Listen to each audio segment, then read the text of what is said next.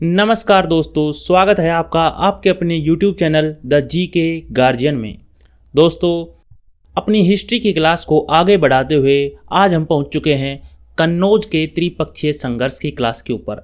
देखिए दोस्तों, ये जो कन्नौज का त्रिपक्षीय संघर्ष है ये 3 वंश के बीच में होता है, जिसके बारे में हम अपनी क्लास में आज डिटेल से पढ़ने वाले हैं। तो चलिए दोस्तों, बिना किसी देरी के शुरू करते हैं। देखिए दोस्तों, ये जो कन्नौज का त्रिपक्षीय संघर्ष है ये 3 वंश गुर्जर प्रतिहार, पाल वंश और राष्ट्रकूट वंश, इन तीनों वंशों के बीच में ये कन्नौज का त्रिपक्षीय संघर्ष होता है। ठीक है, देखिए दोस्तों, सबसे पहले पढ़ते हैं। देखिए, जो हूण थे, हूणों के आक्रमण के कारण जो अपना गुप्त साम्राज्य था उसका पतन हो गया था, यह हमने अच्छे से पढ़ा था। और गुप्तोत्तर काल में पाटलिपुत्र की जगह पे जो कन्नौज था ना, ये राजनीतिक सत्ता के केंद्र के रूप में उदय हुआ। मतलब कि जो पहले स्थान पाटलिपुत्र का था, जैसे गुप्त साम्राज्य के समय में, अब वो स्थान कन्नौज ने ले लिया था। और हर एक राज्य चाहता था कि कन्नौज के ऊपर वो अपना अधिकार करके रखे। ठीक है, तो इसी बीच में त्रिपक्षीय संघर्ष होता है 3 राज्यों के बीच में, या फिर कह सकते हैं कि 3 वंशों के बीच में। वो कौन कौन से थे? गुर्जर प्रतिहार जो कि पश्चिमी भारत में पड़ता है, पाल वंश जो कि पूर्वी भारत का था, और राष्ट्रकूट जो कि दक्षिण भारत का, या फिर कह लें कि दक्कन का जो हिस्सा है अपना, उस समय का था। ठीक है, देखिए, ये जो त्रिपक्षीय संघर्ष हुआ ये करीब करीब 750 से 1000 ईस्वी के मध्य में हुआ था। ठीक है, और ये जो तीनों राज्य हैं ये हमने बताए हैं, गुर्जर प्रतिहार, पाल और राष्ट्रकूट। देखिए, इन 3 साम्राज्यों के बीच में जो संघर्ष हुआ था वो कन्नौज क्षेत्र के ऊपर नियंत्रण को लेकर हुआ था, ये हमने बताया आपको। ठीक है, अभी हम आगे जानेंगे कि इस कन्नौज को लेकर किस किस राज्य में किस किस वंश ने एक दूसरे के ऊपर किस प्रकार से आक्रमण किया और इसको अधिकार करने के लिए क्या क्या हुआ। ठीक है दोस्तों, तो इसको एक स्टोरी के रूप में देखेंगे हम। देखिए, जो त्रिपक्षीय संघर्ष है इसकी जो शुरुआत थी ना, वो प्रतिहार शासक वत्सराज ने की थी। ठीक है, जबकि इस संघर्ष के पहले चरण में जो प्रतिहार शासक वत्सराज था, ठीक है, और पाल शासक धर्मपाल और राष्ट्रकूट शासक ध्रुव, ठीक है, इन तीनों में संघर्ष हुआ था। वत्सराज, धर्मपाल और ध्रुव। और अंत में जो ध्रुव था ना, राष्ट्रकूट शासक ध्रुव था, वो विजयी रहा था। ठीक है, आगे चल के ये युद्ध प्रतिहारों और राष्ट्रकूटों के बीच में भी हुआ। ठीक है, और कन्नौज पर पूर्ण रूप से प्रतिहारों ने एक समय में अपना अधिकार कर लिया था। ठीक है, जो गुर्जर प्रतिहार वंश थे उन्होंने कन्नौज के ऊपर अपना अधिकार कर लिया था। ठीक है, देखिए, कन्नौज के बारे में जानकारी ये मिलती है कि जो कन्नौज था वो रणनीतिक और वाणिज्यिक रूप से महत्वपूर्ण अंग था, और यह गंगा के पास में स्थित था। तो इसीलिए ये जो सिल्क रोड था, जो सिल्क मार्ग था उस समय में, रेशम का जहां से व्यापार होता था, ठीक है, उससे भी पास में पड़ता था, और ये गंगा के पास में पड़ता था। ठीक है, तो मतलब कुल मिला के इसकी जो स्थिति थी ना, वो एक बहुत ही अच्छी स्थिति थी। ठीक है, किसी भी शहर में जो एक उपयोगी, जो मतलब क्या बोल सकते हैं, एटमॉस्फेयर होना चाहिए, ठीक है, वो सभी कुछ था उज्जैन में, कन्नौज में। ठीक है, इसीलिए सभी राज्य इसको हथियाना चाहते थे। देखिए, इससे पहले जो ये कन्नौज था राजा हर्षवर्धन के साम्राज्य की राजधानी भी था, हमने पढ़ा था। ठीक है, आगे चलते हैं। देखिए, अब सबसे पहले पढ़ते हैं हम गुर्जर प्रतिहार साम्राज्य। ठीक है, ये जो हमने यहाँ पे दिखाया है, ये जो रेड लाइन है, ये गुर्जर प्रतिहार साम्राज्य है। करीब 730 से 1036 ईस्वी के मध्य में इसका शासनकाल था। ठीक है, देखिए, इन्हें गुर्जर प्रतिहार के नाम से भी जाना जाता है, और ये मूलतः पशुपालक और योद्धा थे। ठीक है, ये मतलब पशुओं का पालन करते थे और साथ में योद्धा भी थे। ठीक है, देखिए, इस साम्राज्य की जो स्थापना थी वो हरिश्चंद्र के द्वारा दक्षिण पश्चिम राजस्थान के जोधपुर और आसपास के क्षेत्र में की गई थी। देखिए, ये राजस्थान का एरिया हो गया। ठीक है, ये राजस्थान का एरिया हो गया, और इसकी स्थापना किसके द्वारा की गई थी, ये इंपॉर्टेंट आपके लिए। ठीक है, ये पॉइंट इंपॉर्टेंट है, हरिश्चंद्र के द्वारा इसकी स्थापना की गई थी। ठीक है, राजस्थान के जोधपुर और उसके आसपास के क्षेत्र में। देखिए, संस्कृत का जो प्रसिद्ध कवि और नाटककार था राजशेखर, ठीक है, वो किस शासक के संरक्षण में था? महेंद्र पाल प्रथम। ठीक है, जो कि मिहिर भोज का पुत्र था, उसके संरक्षण में था। ठीक है, खाली आप इसको थोड़ा याद रखिएगा क्योंकि ये एक बार एग्जाम में क्वेश्चन पूछा गया है सीधा सीधा कि जो प्रसिद्ध कवि राजशेखर था वो किस प्रतिहार शासक के दरबार में रहता था या फिर उसको किसका संरक्षण प्राप्त था। ठीक है, तो वो था राजशेखर कवि। किसका संरक्षण प्राप्त था इसको? महेंद्रपाल प्रथम का। ठीक है, आगे चलते हैं। देखिए जो राजशेखर था ना, जिस कवि के बारे में हमने बात की है, उन्होंने काफी इंपोर्टेंट जैसे कि कर्पूर मंजरी, काव्य मीमांसा, ठीक है, विद्वशाल भंजिका, भुवन कोश, हरविलास और बाल रामायण। ठीक है, ये सारी उसकी प्रसिद्ध रचनाएं हैं। इनमें से सबसे महत्वपूर्ण रचनाएं कर्पूर मंजरी और काव्य मीमांसा है। ठीक है, आप इसको पक्का याद रखिएगा क्योंकि एग्जामिनर ये वन लाइनर क्वेश्चन के रूप में काफी वो अच्छा क्वेश्चन बनता है यहां से। ठीक है, अभी जो प्रतिहार शासक थे उनके जो जो प्रमुख शासक है ना उनके बारे में हम पढ़ेंगे। तो पहला आता है जैसे नागभट्ट प्रथम। ठीक है, इसका शासनकाल था करीब 730 से 756 ईस्वी। देखिए नागभट्ट प्रथम प्रतिहारों की भीनमाल, जालोर एवं उज्जैन शाखा का संस्थापक था। ठीक है, यहाँ पे जो प्रतिहार वंश था, ठीक है, वहाँ की जो शाखाएं थी, जैसे एक शाखा जालोर के आसपास थी, ठीक है, प्रतिहारों की एक शाखा उज्जैन थी, तो इन दोनों का ये संस्थापक था। ठीक है, इसने अपनी राजधानी मंडोर से मेड़ता स्थानांतरित की थी। ठीक है, ये इंपॉर्टेंट बनता है आपके लिए। ठीक है, इसको आप याद रखिएगा। नागभट्ट ने अरबों को पराजित किया था, जो अरब आक्रमणकारी थे। ठीक है, जो राजस्थान या गुजरात से होकर भारत के ऊपर आक्रमण करते थे, तो इनको नागभट्ट प्रथम ने पराजित किया था। इसीलिए जो नागभट्ट प्रथम को ग्वालियर प्रशस्ति जो अभिलेख है, ठीक है, ग्वालियर प्रशस्ति अभिलेख में इसको अरबों का नाशक या फिर मलेच्छों का नाशक बताया गया है। ठीक है, अरबों को मलेच्छ कहा जाता था। ठीक है, तो मलेच्छों का नाशक किसे बताया गया था? नागभट्ट प्रथम को। ठीक है, ये लाइन आपके लिए वेरी वेरी इंपॉर्टेंट होती है। ठीक है, देखिए हम आपके लिए जैसे स्टार जिस चीज़ के स्टार बना के बता रहे हैं, ठीक है, वो वेरी वेरी इंपॉर्टेंट है और आप उसको तो 100% याद रखिएगा। ठीक है, और अन्य जो भी इंपॉर्टेंट है आपके लिए हाईलाइट करके दिखाए गए हैं। ठीक है दोस्तों, देखिए आगे ये पता चलता है कि जो राष्ट्रकूट राजा ध्रुव था ना, ठीक है, इसे पराजित कर देता है। जो ध्रुव था, ध्रुव ने नागभट्ट प्रथम को हरा दिया था, या फिर ये कह सकते हैं कि जो नागभट्ट प्रथम था वो राष्ट्रकूट राजा ध्रुव से हार जाता है। ठीक है, इसके शासन की ये एक हार थी। आगे चलते हैं। देखिए अगला शासक आता है वत्सराज। ठीक है, वत्सराज ने क्या किया था कि इसने जो कन्नौज थी ना उसको अपनी राजधानी बनाया था। ठीक है, इसने अपनी राजधानी किसको बनाया था? कन्नौज को। इसकी विस्तारवादी नीति के कारण पाल शासक धर्मपाल और राष्ट्रकूट शासक ध्रुव, ठीक है, इसका आमना सामना होता है। किस किस से होता है? एक तो पाल का जो शासक था धर्मपाल उससे, और एक राष्ट्रकूट शासक था ध्रुव से। ठीक है, और इसी प्रकार से जो त्रिपक्षीय संघर्ष होता है उसकी शुरुआत यहां से होती है। और शुरुआत किसके द्वारा की गई थी? वत्सराज के द्वारा। देखिए वत्सराज शासक था, ये अपनी विस्तारवादी नीति मतलब अपने राज्य को चारों तरफ बढ़ाना चाह रहा था। ठीक है, तो फिर इसका सामना हो जाता है एक तो धर्मपाल से और एक ध्रुव से। ठीक है, और इस तरह से तीनों राज्यों में लड़ाई की जो शुरुआत थी वो यहां से हो जाती है। ठीक है, देखिए वत्सराज ने कन्नौज पर नियंत्रण स्थापित करने के लिए पाल शासक धर्मपाल को तो पराजित कर दिया था।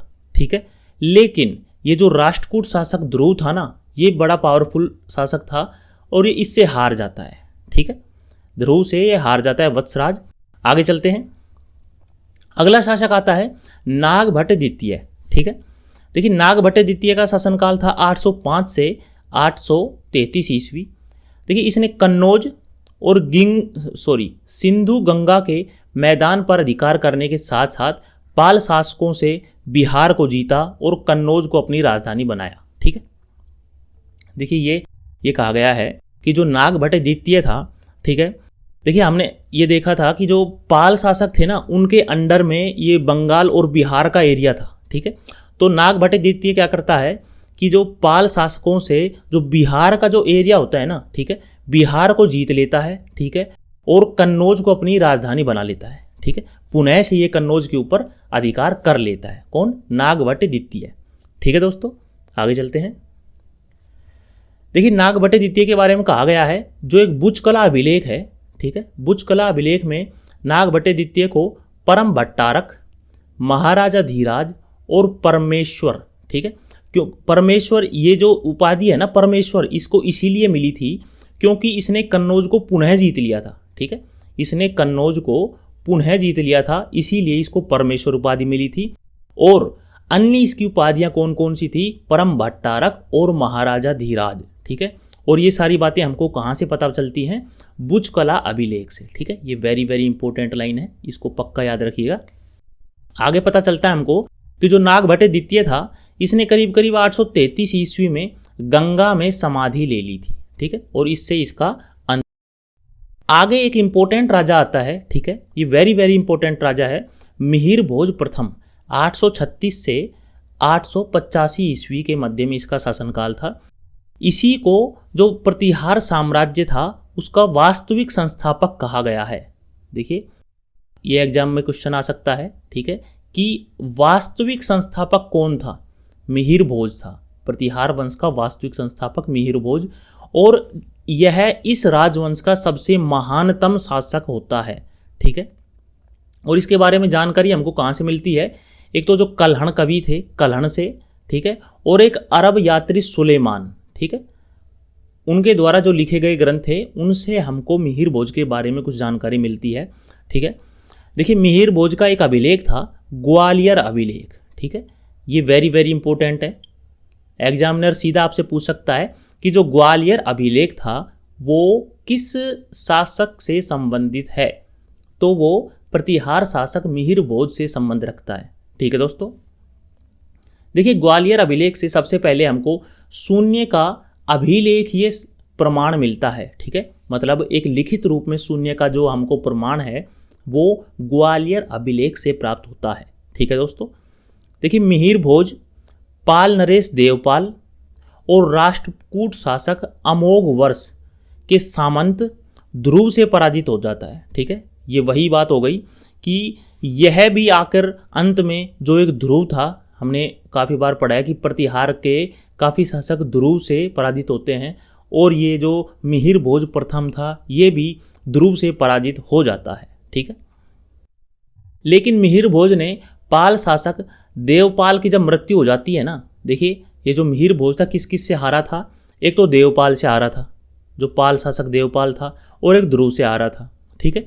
लेकिन जब देवपाल की मृत्यु हो जाती है ना, तो उसके जो उत्तराधिकारी थे कौन कौन? एक तो विग्रहपाल और एक नारायणपाल, इन दोनों को ये हरा देता है। कौन? मिहिर भोज प्रथम, ठीक है।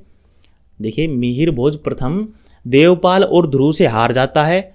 उसके बाद में जब देवपाल मर जाता है तो उसके जो उत्तराधिकारी आते हैं विग्रहपाल और नारायणपाल, उन दोनों को ये हरा देता है, ठीक है दोस्तों। तो हमको खाली इतना याद रखना है, इतना आप जो हाईलाइट कर रखा है ना, ठीक है, आप इसको वेरी वेरी इंपॉर्टेंट मान के इसी को याद रखिए, ठीक है। एक तो ये वास्तविक संस्थापक था, और एक ग्वालियर अभिलेख में ये जो शून्य का अभिलेखीय प्रमाण है ना, ठीक है, इसका जानकारी जो मिलती है इसको याद रखिएगा, ठीक है। आगे चलते हैं।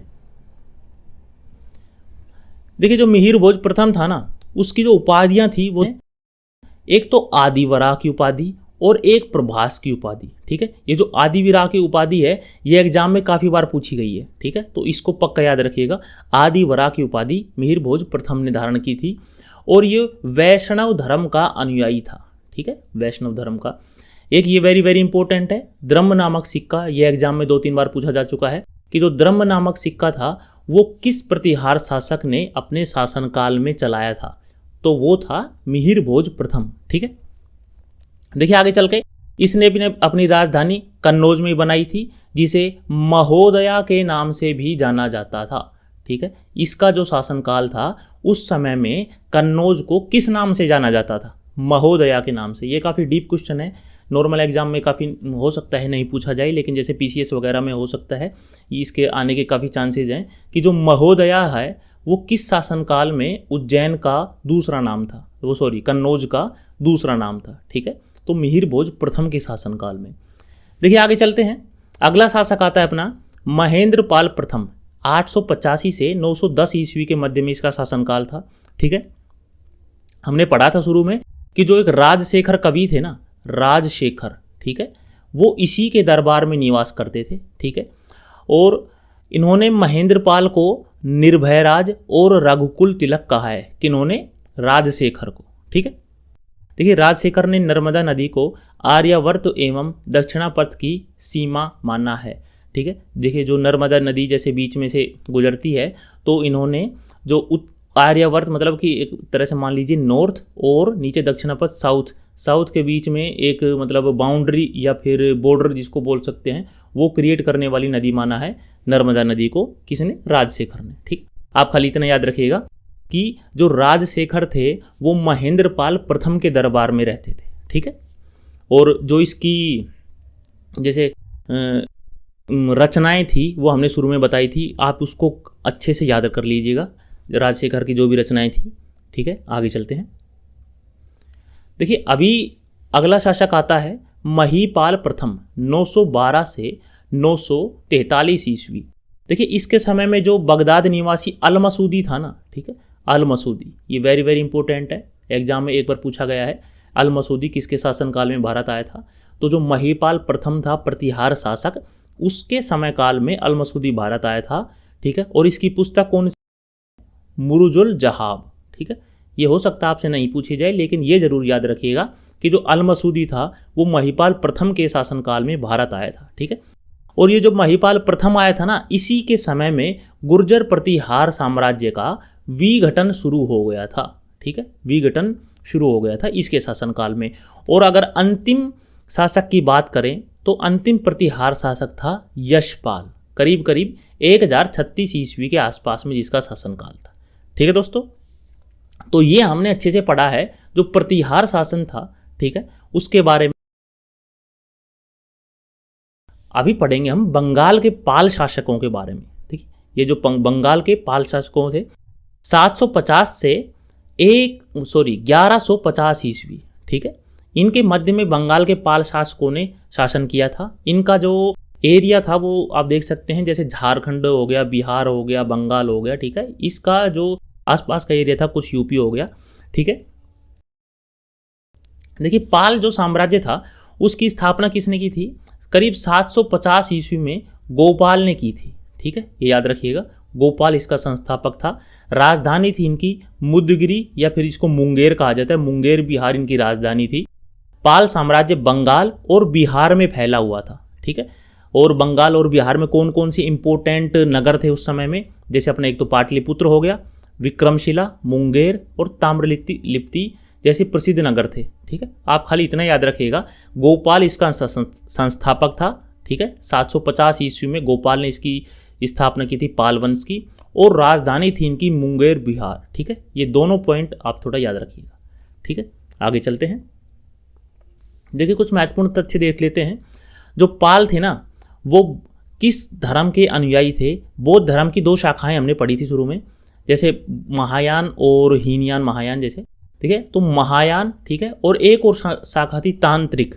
ठीक है, जो बौद्ध संप्रदाय की एक शाखा निकलती है जो तिब्बत के आसपास में फैली थी, जो तांत्रिक संप्रदाय थे। ठीक है, ये उसके अनुयायी थे, एक तो महायान के और एक तांत्रिक संप्रदाय। ठीक है, देखिए पाल युग को बंगाल के इतिहास का स्वर्ण युग कहा जाता है। बंगाल में अगर किसी मतलब वंश ने बहुत ही शानदार तरीके से मतलब शासन किया था, बंगाल के अगर दृष्टिकोण से देखा जाए तो वो पाल वंश माना जाता है। ठीक है, पाल सेना अपनी विशाल हाथी सेना के लिए प्रसिद्ध थी, और इस पाल वंश में जो अरब व्यापारी सुलेमान था, ठीक है, सुलेमान ने पाल साम्राज्य का दौरा किया था। पाल साम्राज्य का अंत किसके द्वारा किया गया था? जो सेन शासक था विजय सेन। ठीक है, विजय सेन के द्वारा पाल साम्राज्य का अंत किया गया था। ठीक है, इसको याद रखिएगा। आगे चलते हैं। देखिए प्रमुख शासकों में बात कर लेते हैं। सबसे पहले गोपाल की। धर्मपाल के खलिमपुर ताम्रलेख के अनुसार इसने मगध के उत्तर गुप्त शासकों और खड़ग वंश के शासकों को हराकर पाल राजवंश की शुरुआत की थी। ठीक है, मतलब कुल मिला के संस्थापक था। आप खाली इतना याद रखिएगा कि जो गोपाल था वो इस वंश का संस्थापक था। ठीक है, और अगर ज़्यादा डीप में अगर पढ़ना चाहते हैं तो इसने किन किन शासकों को हराया था? जो गुप्त शासकों के बाद में आने वाले जो उत्तर गुप्त शासक थे और कुछ खड़ग वंश के शासक थे, उनको हराकर पाल वंश की शुरुआत की थी। ठीक है, देखिए गोपाल में बिहार में ओदंतपुरी बौद्ध मठ का निर्माण करवाया था। ये very very very very important है। ठीक है, आप इसको 100% याद रखिएगा। जो ओदंतपुरी बौद्ध मठ था, ठीक है, बिहार में, उसकी मतलब स्थापना या उसका निर्माण किसने करवाया था? तो गोपाल ने ही करवाया था। ठीक है, और ये जो ओदंतपुरी बौद्ध मठ था ना, वो जो नालंदा विश्वविद्यालय के बाद में दूसरा सबसे बड़ा मठ था। खाली आप इतना याद रखिएगा, ओदंतपुरी बौद्ध मठ का निर्माण किसने करवाया था? गोपाल ने। और गोपाल कौन था? ये पाल वंश का संस्थापक था। ठीक है, आगे चलते हैं। देखिए अभी आता है धर्मपाल। ये एक इंपॉर्टेंट शासक है। 770 से 810 ईस्वी के मध्य में इसने शासन किया था। ठीक है, देखिए धर्मपाल को प्रतिहार शासक वत्सराज और राष्ट्रकूट शासक ध्रुव प्रथम ने हराया था। ठीक है, मतलब कि जो कन्नौज का जो त्रिपक्षीय संघर्ष चल रहा था, तो ये धर्मपाल था ना, ये उन दोनों से हार गया था। मतलब प्रतिहारों से भी हार गया था। ठीक है, ये प्रतिहारों से भी हार गया था और राष्ट्रकूटों से भी हार गया था। ठीक है, धर्मपाल एक बौद्ध था और लेखों में उसे परम सौगात कहा गया है। ये वेरी वेरी इंपॉर्टेंट है, आप इसको पक्का याद रखिएगा। ठीक है, ये एग्जाम में 2-3 बार पूछा गया है कि परम सौगात की उपाधि किस पाल शासक को प्रदान की गई थी? ठीक है, तो धर्मपाल को। और एक गुजराती कवि थे सोढल। ठीक है, तो उन गुजराती कवि ने धर्मपाल को उत्तरापथ का स्वामी कहा है। ठीक है, ये भी एक इंपॉर्टेंट पॉइंट बनता है, तो इस पॉइंट को आप स्टार लगा लीजिए। इसमें वेरी वेरी इंपॉर्टेंट है, एक तो परम सौगात, ठीक है, और गुजराती कवि सोढल ने धर्मपाल को उत्तरापथ का, देखिए उत्तरापथ से मतलब हो गया जो अपना नॉर्थ साइड का जो इलाका है ना, ठीक है, जैसे बिहार हो गया, यूपी हो गया, दिल्ली के आसपास का। ठीक है, तो ये उत्तरापथ का स्वामी किसे कहा गया था? धर्मपाल को। किसके द्वारा? गुजराती कवि सोढल के द्वारा। ठीक है, देखिए इसने अपने शासनकाल में सबसे अगर एक महत्वपूर्ण काम किया था तो वो यही था, विक्रमशिला विश्वविद्यालय की स्थापना। और ये पता नहीं कितनी बार एग्जाम में पूछा जा चुका है, ये आप स्टार लगा लीजिए इसको। ठीक है, बिहार के भागलपुर के पास में जो विक्रमशिला विश्वविद्यालय है वो इसी के द्वारा बनवाई गई थी या स्थापित की गई थी। ठीक है, और इसने सोमपुर महाविहार, ठीक है, जो कहाँ पड़ता है? पहाड़पुर बांग्लादेश में। ठीक है, उसका भी निर्माण करवाया था। ठीक है, सोमपुर महाविहार और विक्रमशिला विश्वविद्यालय। ठीक है, अगर इसकी उपाधियों की बात करें तो विक्रमशील, परमेश्वर, निर्वाण नारायण और राजत्रयाधिपति। ठीक है, इसकी उपाधि धारण की थी इसने। आप ये एक तो पक्का याद रखिएगा, परम सौगात, ठीक है, और विक्रमशिला विश्वविद्यालय। ठीक है, ये 2 पॉइंट आप 100% आपको याद रखने हैं। ठीक है दोस्तों, आगे चलते हैं। देखिए उसने एक काम और करवाया था, जो धर्मपाल था, जो नालंदा विश्वविद्यालय थी ना, ठीक है, उसका जीर्णोद्धार भी करवाया था उसके द्वारा। ठीक है, धर्मपाल के जो दरबार में हरिभद्र नामक एक बौद्ध विद्वान रहते थे। ठीक है, ये आपसे पूछा जा चुका है। ठीक है, 2 से 3 बार एग्जाम में आ चुका है ये।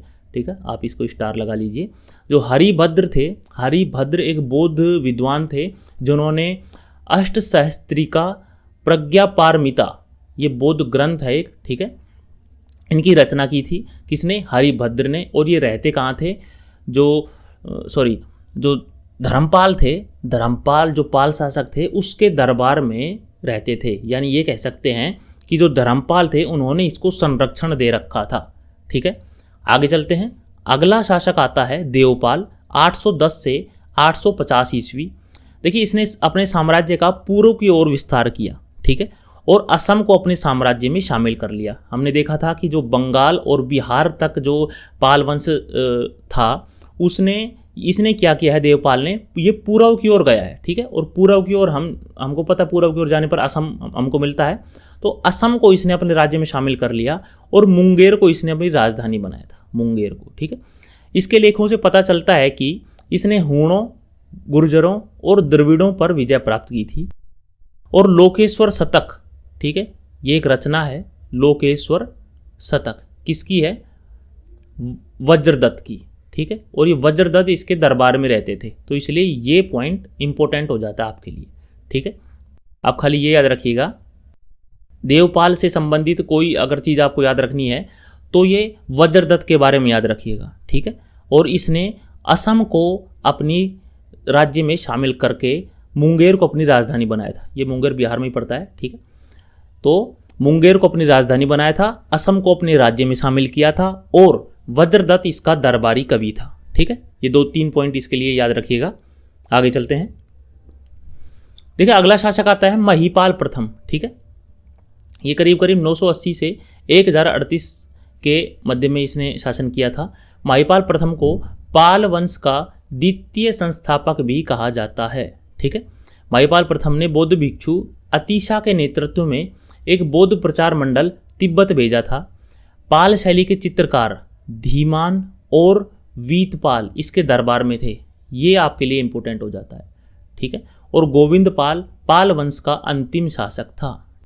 गोविंद पाल, ये दोनों पॉइंट आपके लिए इंपॉर्टेंट हो जाते हैं, ठीक है। पाल शैली के जो चित्रकार थे धीमान और वीतपाल इसके दरबार में थे, ठीक है। और जो गोविंद पाल था वो पाल वंश का अंतिम शासक था, ठीक है। तो इस तरह से हमने पाल वंश को अच्छे से डिटेल से पढ़ा है इसमें, ठीक है दोस्तों। अभी हम अपने अगले राज्य के ऊपर चलते हैं। देखिए अभी पाल और प्रतिहार जो प्रशासन, हमने जो पाल वंश और जो प्रतिहार वंश पढ़ा है उसके प्रशासन के बारे में कुछ पढ़ लेते हैं, क्योंकि पाल और प्रतिहार का जो प्रशासन था ना वो काफ़ी मिलता जुलता है, तो इन दोनों को एक साथ में हम कवर कर लेते हैं यहाँ पे, ठीक है। देखिए इन दोनों में जो प्रशासन की जो प्रकृति थी ना वो केंद्रीय थी। साम्राज्य को भुक्ति मतलब एक तरह से प्रांत मान सकते हैं, और मंडल या फिर जिला जिसको विषय भी कहा गया है, ठीक है, इसमें विभाजित किया गया था। देखिए जो इस मतलब ये कहा गया है कि जो राज्य था ना, मतलब जो एक पूरा जो राज्य था वो प्रांत में और प्रांत से फिर मंडलों में या फिर जिसको विषय बोला जाए या फिर उसी को जिला बोल सकते हैं हम, ठीक है, इनमें विभाजित था, ठीक है। ये देखिए जो भुक्ति था जिसको हमने बताया भी प्रांत या राज्य कह सकते हैं आप, तो भुक्ति के प्रशासक को ऊपरिक कहा जाता था, ठीक है। भुक्ति के जो प्रशासक था उसको आप ये मान के चलिए कि जैसे कि अपना देश हो गया भारत, ठीक है, भारत में जैसे राज्य होते हैं, ठीक है, तो उसी प्रकार से राज्य यहाँ पे भुक्ति कहा गया है, ठीक है, राज्य को भुक्ति कहा गया है। और फिर राज्य में जैसे जिले होते हैं ना, ठीक है, तो जिलों को विषय कहा गया है, ठीक है, आप इतने याद रखिएगा। देखिए जो भुक्ति था उसके प्रशासक को ऊपरिक कहा गया, ठीक है, जिसका कार्य प्रांत में कानून व्यवस्था बनाए रखना और राजस्व का संग्रह करना था। विषय यानी कि जिला, ठीक, जिले के प्रमुख को विषयपति कहा गया है, विषय के प्रमुख को विषयपति कहा गया है। और इसका कार्य भी अधिकार क्षेत्र के भीतर ऊपरिक के समान ही थे, मतलब ये भी राजस्व का संग्रह करता था और कानून व्यवस्था बनाए रखता था, ठीक है।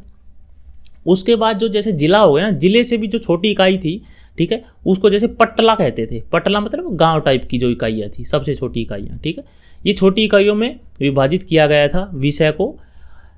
भोगपति या सामंत छोटे सरदार थे जो गांवों में अपना अधिपतित्व रखते थे, ठीक है। तो मतलब आप कुल मिला के ये समझिए, देखिए हम थोड़ा बता दे रहे हैं कि सबसे जो बड़ी इकाई थी वो थी भुक्ति, ठीक है, सबसे बड़ी इकाई थी भुक्ति। भुक्ति के बाद में जो इकाई आती थी वो थी विषय, ठीक है, भुक्ति के बाद में इकाई आती थी विषय, और फिर विषय से जो छोटी इकाई थी वो थी पटला, ठीक है, इतना याद रखिएगा, भुक्ति, विषय और पटला, ठीक है। आगे चलते हैं। देखिए अपना अगला वंश आता है, अगला राज्य आता है राष्ट्रकूट, ठीक है।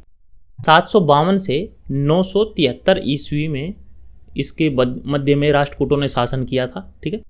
देखिए राष्ट्रकूट का अर्थ होता है राष्ट्र का प्रमुख, ठीक है। ये जो राष्ट्रकूट थे वो पहले चालुक्यों के सामंत हुआ करते थे। जो चालुक्य वंश था उनके सामंत थे पहले ये राष्ट्रकूट, ठीक है। राजधानी की बात कर लें तो सोलापुर के समीप मान्यखेत या फिर मालखेड़ जिसको बोला जाता है, आप ये याद रखिएगा, ठीक है, ये नाम ही एग्जाम में काफी बार पूछा जाता है, मान्यखेत। देखिए राष्ट्रकूटों ने वेंगी के पूर्वी चालुक्यों, कांची के पल्लवों और मदुरई के पांड्य शासकों के विरुद्ध में निरंतर संघर्ष किया है, ठीक है। मतलब आप ये समझ सकते हैं कि जो राष्ट्रकूट थे ना, इन्होंने एक साथ काफ़ी मतलब वंशों से या फिर काफ़ी ये बोल सकते हैं इनके जो पड़ोसी राज्यों से काफ़ी संघर्ष किया है। और इसके पड़ोसी राज्यों में कौन कौन थे, जैसे चालुक्य हो गए, पल्लव हो गए और पांड्य हो गए। ठीक है, देखिए कृष्ण तृतीय राष्ट्रकूट शासकों में अंतिम महान शासक। ठीक है, सबसे जो लास्ट का अगर कोई महान शासक हुआ था इसमें, मतलब लास्ट में, तो कृष्ण तृतीय था। अभी जो लाइन है ये रेड में जो लिखी हुई है ये सबसे इंपॉर्टेंट है कि 972 ईस्वी में जो चालुक्य शासक था ना, तैलप द्वितीय, ठीक, तैलप द्वितीय, इसने कर्क द्वितीय, ये कर्क द्वितीय राष्ट्रकूट शासक था। ठीक है, इसको हराकर इसकी राजधानी को जला के राख कर दिया और इसके बाद में राष्ट्रकूटों का अंत हो गया था। और इस जो तैलप द्वितीय था इसने अपने जो चालुक्यों की जो कल्याणी शाखा थी ना उसकी स्थापना कर ली थी। ठीक है, आप देखिएगा, ये समझिए कि 972 ईस्वी में चालुक्य शासक तैलप द्वितीय ने कर्क द्वितीय को हरा दिया। कर्क द्वितीय ये जो राष्ट्रकूट का शासक था, ठीक है, उसको हरा के और राष्ट्रकूटों के वंश का अंत कर दिया था। ठीक है, आगे चलते हैं, इसको विस्तार से पढ़ते हैं। देखिए राष्ट्रकूटों ने एक तो शैव संप्रदाय, वैष्णव संप्रदाय और जैन धर्म को संरक्षण दिया था। ठीक है, आप इसमें थोड़ा मतलब इम्पोर्टेंट ये लगाइए कि इसमें बौद्ध धर्म का नाम नहीं है। ठीक है, मतलब शैव धर्म हो गया, वैष्णव भी धर्म हो गया और जैन धर्म भी हो गया, इन तीनों को संरक्षण दिया था किसने, राष्ट्रकूटों ने। प्रमुख शासकों के बारे में पढ़ लेते हैं। देखिए सबसे पहला आता है दंती दुर्ग। ठीक है, 753 से 756 ईस्वी के मध्य में इसका शासनकाल था।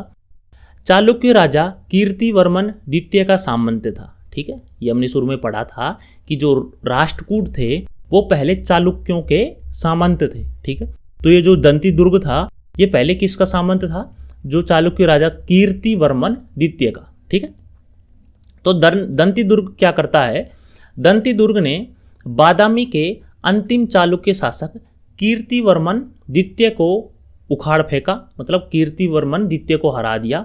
ठीक है, और 753 ईस्वी में राष्ट्रकूट वंश की स्थापना की। ठीक है, देखिए दंती दुर्ग था वो निसंतान मर गया था, इसके कोई पुत्र मतलब संतान वगैरह कुछ नहीं थी, तो इसके कारण उसके चाचा कृष्णराज प्रथम और परिवार के जो अन्य सदस्य थे उनके बीच में विवाद हो गया था। ठीक है, आप खाली ये जो ये वाला पॉइंट है ना, ठीक है, आप इसको 100% याद रखिएगा। ठीक है, कि दंती दुर्ग ने अपने वंश की स्थापना किस प्रकार से की थी। ठीक है, तो दंती दुर्ग ने जो चालुक्य शासक था ना, जो बादामी के चालुक्य अंतिम शासक था कीर्तिवर्मन द्वितीय, उसको हराया था और फिर राष्ट्रकूट वंश की स्थापना की थी 753 ईस्वी।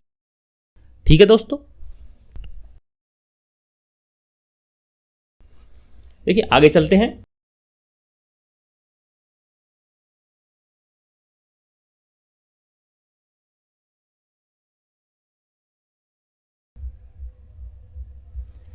देखिए अभी में शासक आता है अपना कृष्ण प्रथम, 756 से 774 ईस्वी के मध्य में इसका शासनकाल था। ठीक है, देखिए इसने अपने साम्राज्य का विस्तार किया और जो वर्तमान का जो कर्नाटक और जो कोंकण था, कोंकण इलाका है, ठीक है, इसके ऊपर अपना नियंत्रण स्थापित किया।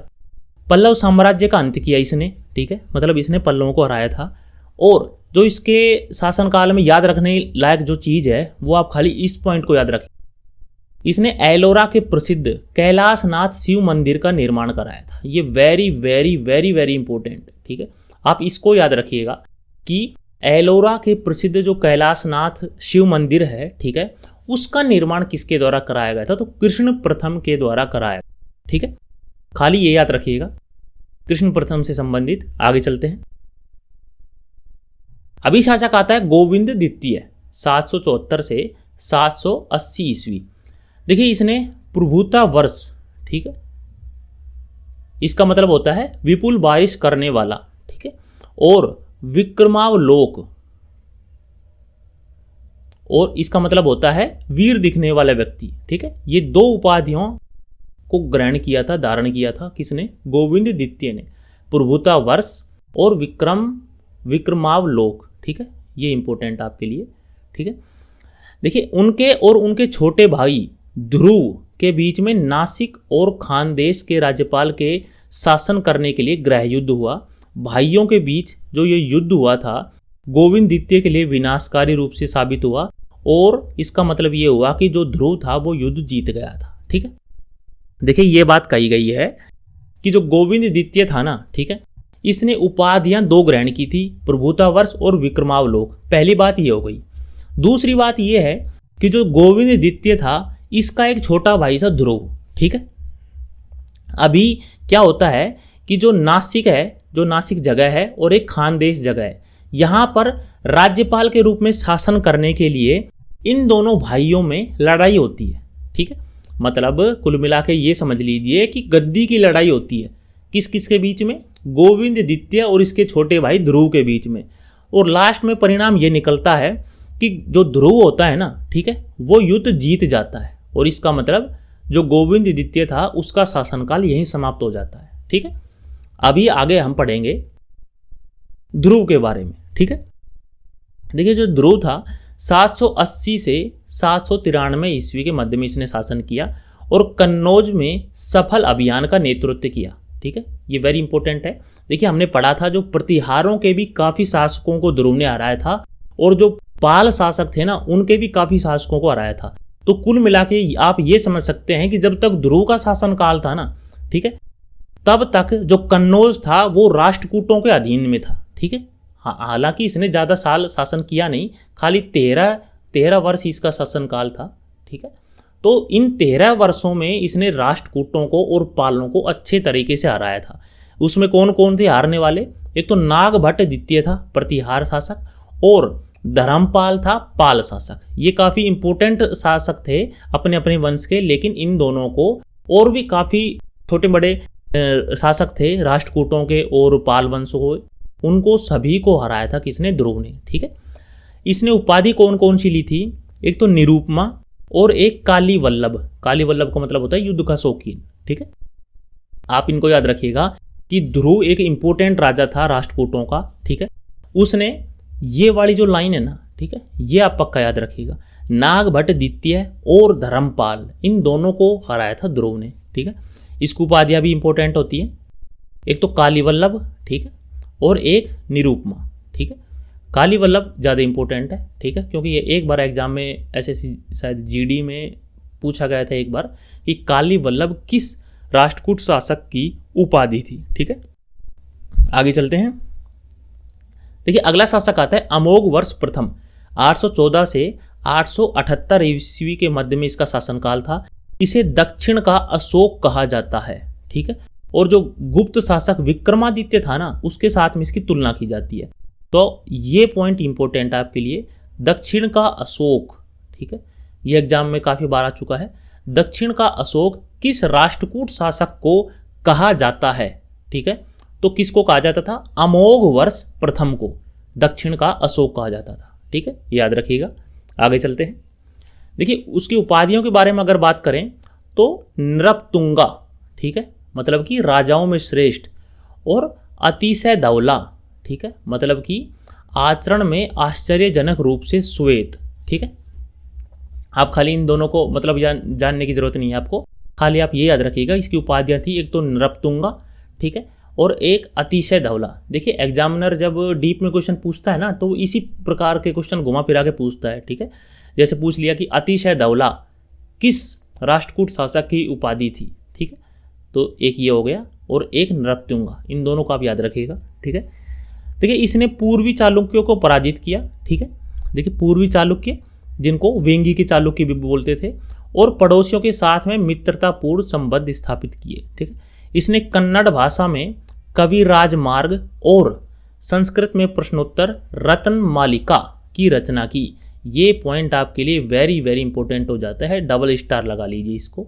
ठीक है, कवि राजमार्ग काफी बार एग्जाम में पूछा गया है। ठीक है, कवि राजमार्ग और रत्न मालिका, ठीक है, इन दोनों की रचना की थी इसने। ठीक है, और यह जैन धर्म का अनुयायी था। ठीक है, जैन धर्म का अनुयायी था। अगर राष्ट्रकूटों के अंतिम शासक की बात करें तो हमने पढ़ा था कि कर्क द्वितीय था। ठीक है, कर्क द्वितीय था और इसको कर्क द्वितीय को तैलप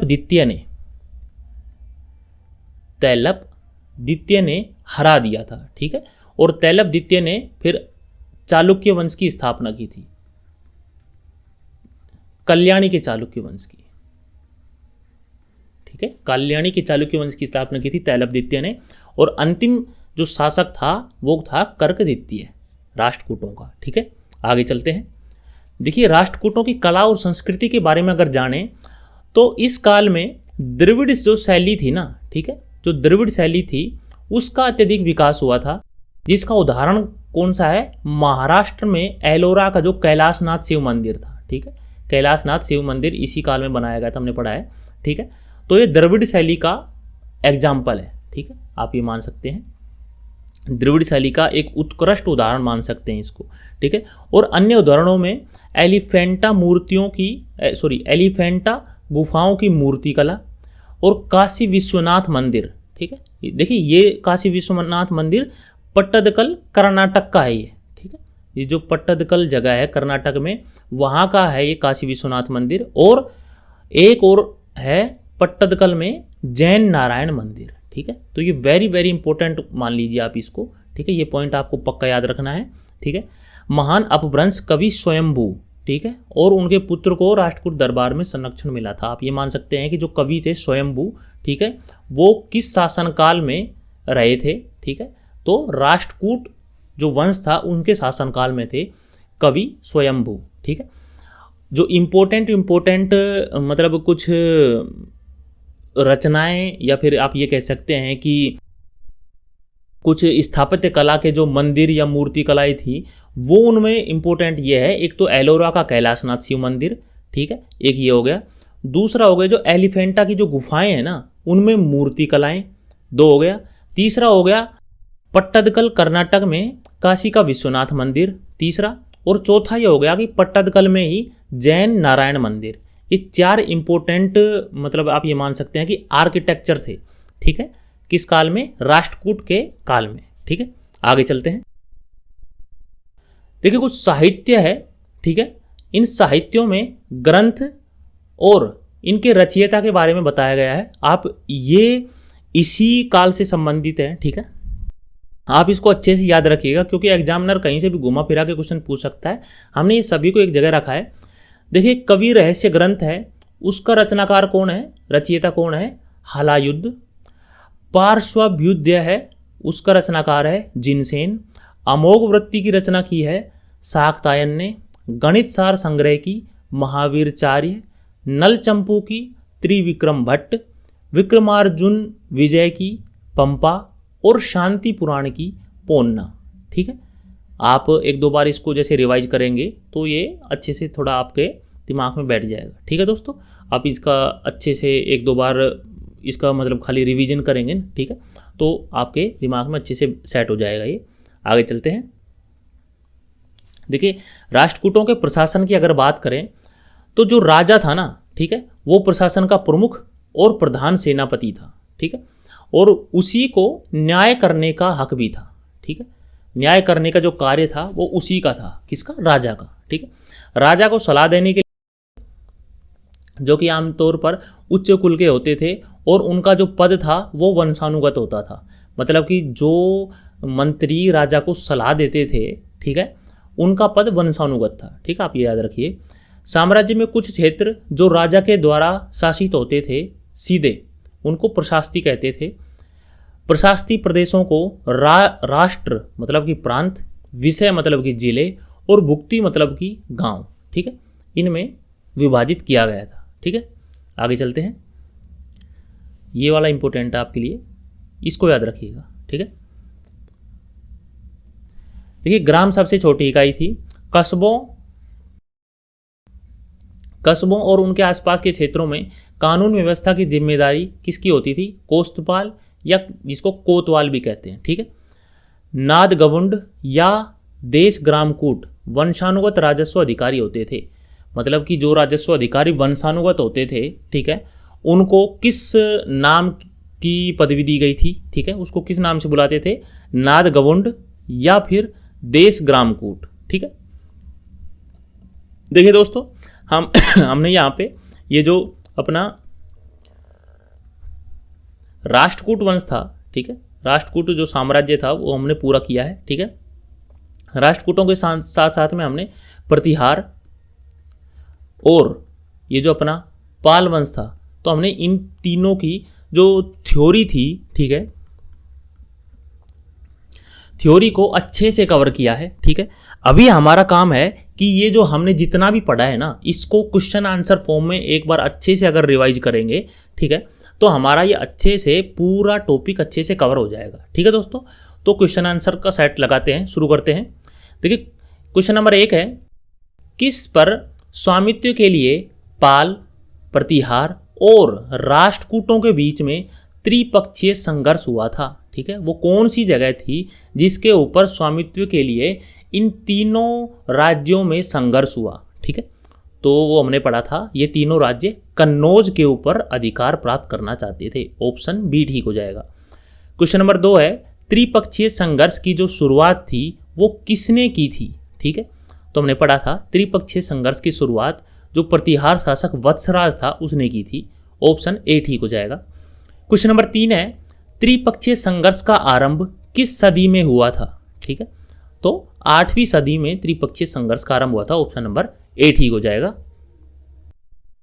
क्वेश्चन नंबर 4 है, त्रिपक्षीय संघर्ष का आरंभ और अंत किस राजवंश ने किया था? देखिए प्रतिहारों ने ही इसका आरंभ किया था और उसका अंत भी प्रतिहारों के द्वारा ही हुआ था।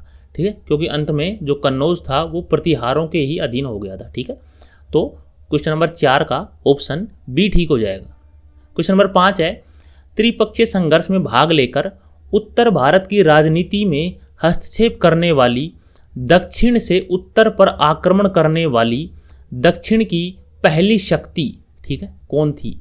ठीक है, मतलब कि इसमें यह कहा गया है कि जो त्रिपक्षीय संघर्ष था उसमें भाग लेने वाली, मतलब ऐसा एक वंश था जो दक्षिण से उत्तर की तरफ में आया था कन्नौज के ऊपर हमला करने के लिए, मतलब कि उसको हथियाने के लिए। ठीक है, तो वो थे राष्ट्रकूट। ठीक है, हमने पढ़ा था। क्वेश्चन नंबर 5 का ऑप्शन नंबर ए ठीक हो जाएगा।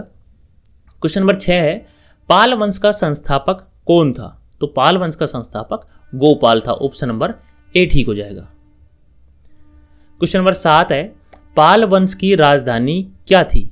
तो हमने पढ़ा था पाल वंश की राजधानी मुदगिरी, जिसको कि मुंगेर बोला जाता है। ऑप्शन नंबर ए ठीक हो जाएगा। क्वेश्चन नंबर 8 है, राष्ट्रकूट वंश का संस्थापक कौन था? राष्ट्रकूट वंश का संस्थापक हमने पढ़ा था दंती दुर्ग। ठीक है, या फिर जिसको दंती वर्मन द्वितीय भी कहा जाता है, तो दंती दुर्ग था राष्ट्रकूट वंश का संस्थापक। क्वेश्चन नंबर 9 है, राष्ट्रकूट वंश की राजधानी क्या थी? ठीक है, तो क्वेश्चन नंबर 9 का आंसर ऑप्शन नंबर ए ठीक हो जाएगा, मान्यखेत। ठीक है, ऑप्शन नंबर ए, मान्यखेत को राष्ट्रकूट वंश की राजधानी बताया गया है। ठीक है, आगे चलते हैं। क्वेश्चन नंबर 10 है, किस प्रतिहार शासक ने आदि वराह की उपाधि धारण की थी? ठीक है, इसके ऑप्शन देख लेते हैं। नागभट्ट प्रथम, नागभट्ट द्वितीय, मिहिर भोज या इनमें से कोई नहीं। ठीक है, तो दोस्तों हमने पढ़ा था कि जो मिहिर भोज थे उसे आदि वराह की उपाधि दी गई थी। ऑप्शन नंबर सी ठीक हो जाएगा। क्वेश्चन नंबर 11 है, किस विदेशी यात्री ने गुर्जर प्रतिहार वंश को अल गुजर एवं इस वंश के शासकों को बोरा कहकर पुकारा था? क्वेश्चन नंबर 11 का ऑप्शन नंबर बी ठीक हो जाएगा। जो अल मसूदी इसके शासनकाल में आया था उसने गुर्जर प्रतिहार वंश को अल गुजर और इसके शासकों को बोरा कह के पुकारा था। इसको याद रखिएगा आप। ठीक है, क्वेश्चन नंबर 11 का ऑप्शन नंबर बी ठीक हो जाएगा। क्वेश्चन नंबर 12 है, कर्पूर मंजरी नाटक के रचयिता राजशेखर को किस प्रतिहार शासक ने संरक्षण दिया था? ठीक है, तो हमने पढ़ा था महेंद्र पाल प्रथम ने इसको संरक्षण दिया था। किसको? राजशेखर को। ठीक है, ऑप्शन नंबर सी ठीक हो जाएगा। क्वेश्चन नंबर 13 है, प्रतिहार स्वयं को किसका वंशज मानते थे? जो राम के प्रतिहार, प्रतिहार मतलब द्वारपाल थे। ठीक है, तो जो प्रतिहार वंश था ना, ठीक है, वो अपने आप को किसका वंशज मानता था? ठीक है, तो वो लक्ष्मण का वंशज मानता था। ठीक है, ऑप्शन नंबर सी ठीक हो जाएगा। क्वेश्चन नंबर 14 है, 750 ईस्वी में बंगाल के पाल वंश की स्थापना करने वाले गोपाल ऐसे शासक थे जिन्हें, ऑप्शन देख लेते हैं, ए बगैर संघर्ष के राजा घोषित किया गया, बी संपन्न वर्ग के लोगों ने चुना, सी सामंती सरदारों ने चुना, या फिर डी उपयुक्त सभी। ठीक है, तो इसका सही आंसर हो जाएगा सामंती सरदारों ने चुना? ऑप्शन नंबर सी ठीक हो जाएगा। जो गोपाल थे, ठीक है, जिसने पाल वंश की स्थापना की 750 ईस्वी में, उनको सामंती सरदारों के द्वारा चुना गया था। ठीक है। क्वेश्चन नंबर 15 है, किस पाल शासक को गुजराती कवि सोढल ने उत्तरापथ का स्वामी कहा? ठीक है, तो गुजराती कवि सोढल ने किस शासक को उत्तरापथ का स्वामी बताया था? तो धर्मपाल को बताया था। ऑप्शन नंबर ए ठीक हो जाएगा। आगे चलते हैं। क्वेश्चन नंबर 16 है, 9वीं सदी में भारत आए अरब यात्री सुलेमान ने किस साम्राज्य को रूहमा कहकर संबोधित किया? ठीक है, तो सुलेमान ने पाल वंश को रोहमा कहकर संबोधित किया था। ऑप्शन नंबर ए ठीक हो जाएगा। ठीक है। क्वेश्चन नंबर 17 देखते हैं। हिंदू विधि की एक प्रसिद्ध पुस्तक दाय भाग, ठीक है, तो इस दाय भाग के रचयिता कौन थे? ठीक है, तो इस दाय भाग के रचयिता थे जीमूत वाहन। ठीक है, ऑप्शन नंबर सी ठीक हो जाएगा। क्वेश्चन नंबर 18 देखते हैं। रामचरित, ठीक है, रामचरित की रचना किसने की? ठीक है, तो संध्याकर नंदी ने रामचरित की रचना की थी। देखिए, रामचरित मानस नहीं है ये, ठीक है, ये एक खाली रचना है रामचरित नाम से। ठीक है, तो उसके रचनाकार थे संध्याकर नंदी। ठीक है, आगे चलते हैं।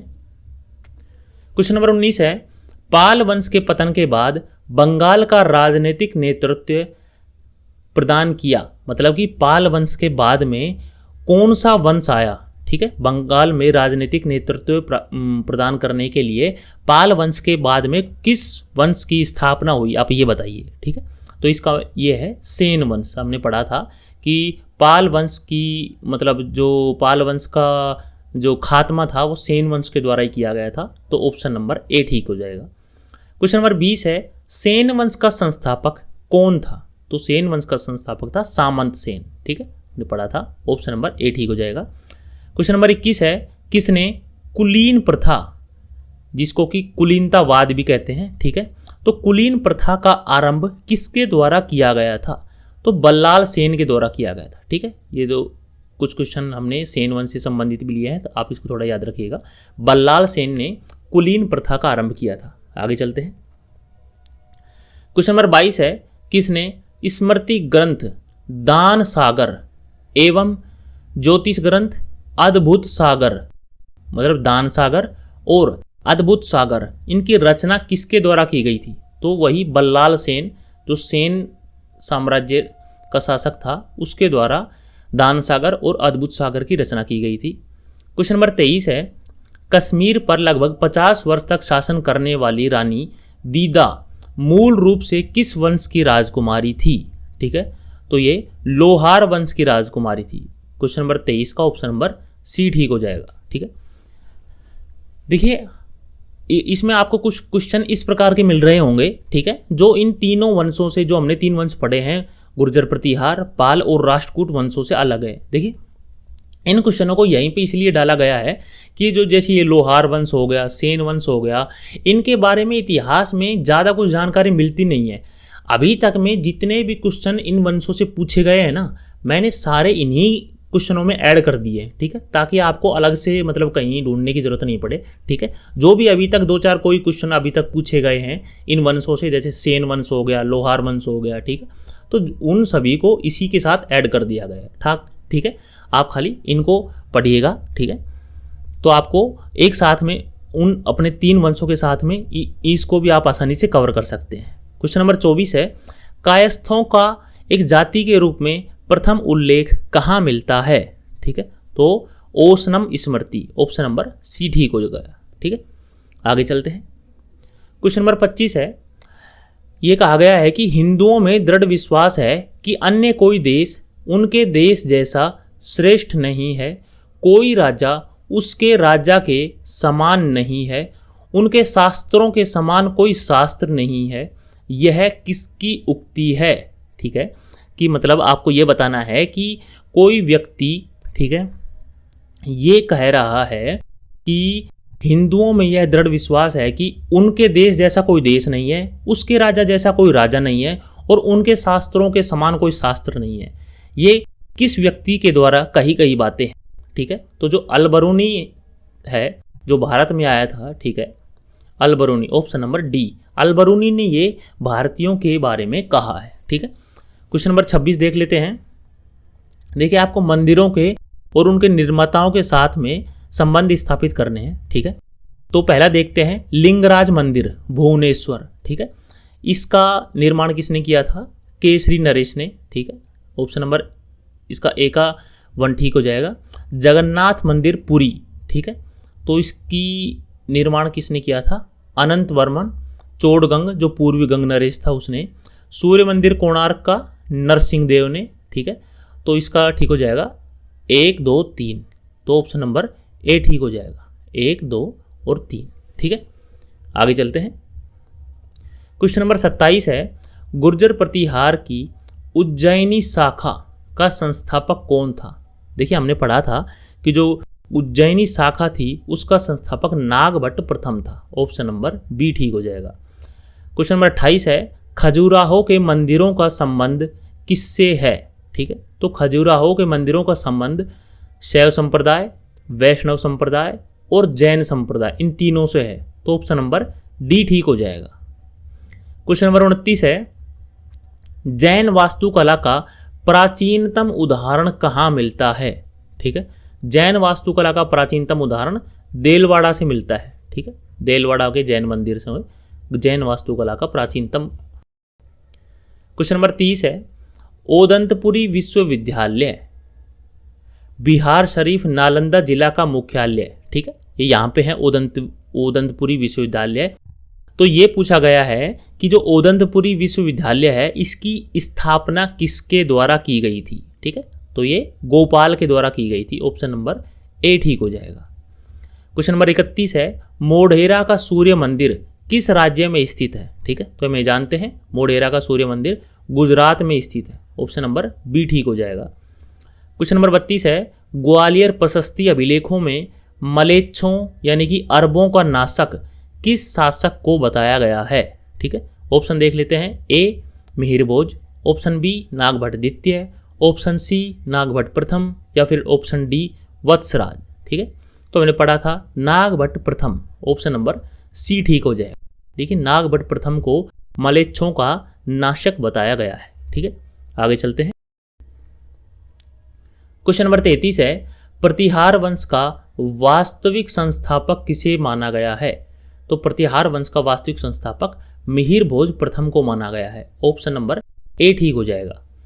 क्वेश्चन नंबर 34 है, किसके समय में बगदाद निवासी अल मसूदी भारत आया था? ठीक है, अल मसूदी किसके समय में भारत आया था?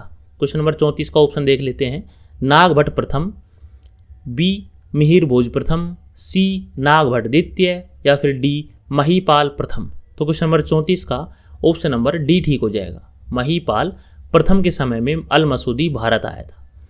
क्वेश्चन नंबर 35 है, बिहार में ओदंतपुरी बौद्ध मठ, ठीक है, ओदंतपुरी बौद्ध मठ का निर्माण करवाने वाला शासक कौन था? तो ऑप्शन नंबर सी ठीक हो जाएगा, गोपाल के द्वारा ओदंतपुरी बौद्ध मठ का निर्माण कराया गया। आगे चलते हैं। क्वेश्चन नंबर 36 है, राजत्रयाधिपति की उपाधियां धारण करने वाला शासक कौन था? तो हमने पढ़ा था धर्मपाल के द्वारा राजत्रयाधिपति की उपाधियां धारण की गई थी। ठीक है, क्वेश्चन नंबर 37 देख लेते हैं, तैलब द्वितीय ने किस राष्ट्रकूट शासक को हराकर राष्ट्रकूटों के वंश का अंत कर दिया था? तो हमने पढ़ा था कि तैलब द्वितीय ने कर्क द्वितीय को हराया था। ठीक है, कर्क द्वितीय को हरा के राष्ट्रकूटों के वंश का समापन कर दिया था।